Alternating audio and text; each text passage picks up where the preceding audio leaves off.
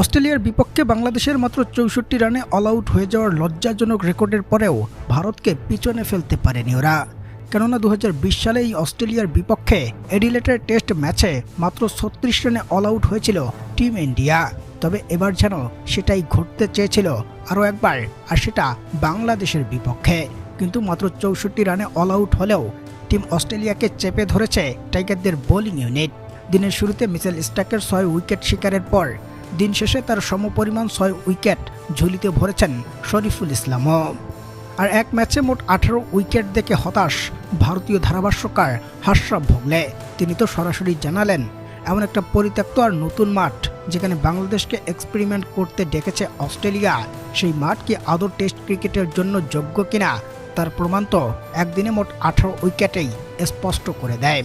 তাই ভারতীয় এই ধারাভাষ্যকার এখন মনে করেন এমন মাঠ নিয়ে আইসিসির প্রতিক্রিয়া দেখার অপেক্ষায় তিনি।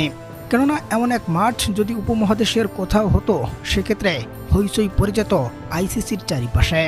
এছাড়াও অস্ট্রেলিয়া ও বাংলাদেশের ম্যাচ নিয়ে হাশরাফ ভোগলের স্পষ্ট দাবি, যারা ৬৪ রানে অল আউট হয়ে এরপর বল হাতে এভাবে ঘুরে দাঁড়াতে পারে তাদের নিয়ে এখন আর কোনোভাবেই সুখে নেই মাইটি অস্ট্রেলিয়া।